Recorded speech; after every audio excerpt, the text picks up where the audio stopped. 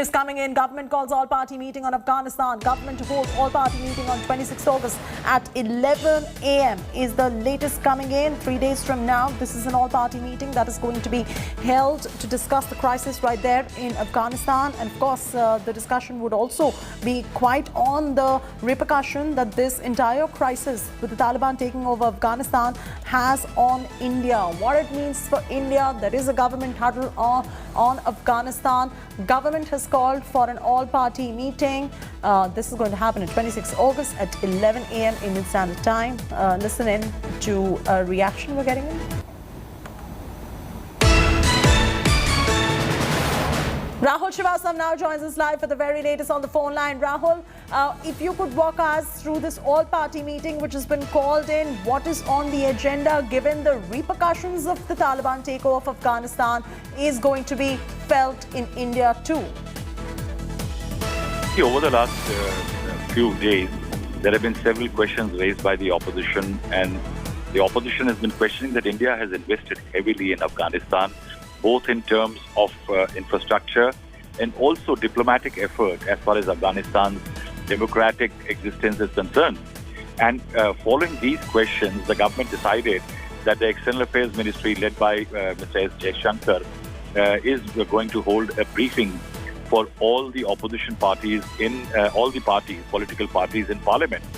That means all the floor leaders of various political parties in parliament are going to get briefed by the External Affairs Minister and the ministry on all the issues which have been flagged and all those issues which the government will like to explain and get what is called a political consensus, a sense of the house, that means behind which the entire nation can be stated to be.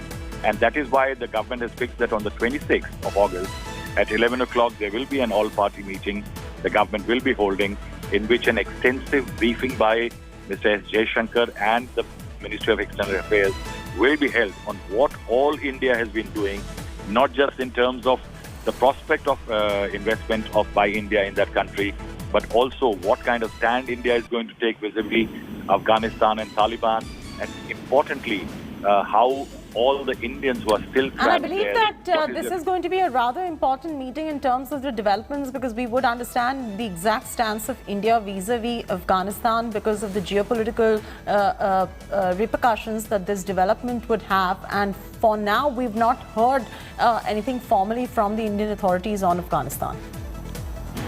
The problem for India is right now that it's very early days and it does not know which way Taliban is really going. Now, if there is a democratic nation consensus wider globally, then India can perhaps position itself. In that scenario, in the absence of a clear-cut stand taken by most of the democracies in the world, India will be treading very cautiously, primarily also because there are still several Indians trapped in Afghanistan. And that is why it's a very tightrope walk. And that is why the government will like that the entire political spectrum should be on the same page with the government on the issue to create a national consensus on Afghanistan. Right. So the national consensus can only be developed after this particular meeting, once the opposition is briefed by the ruling party and the Ministry of External Affairs. This is a very important meeting. We'll keep you updated with the latest developments. For now, thanks, Rahul, for joining us with the very latest. I'm compelled to take a very short commercial break.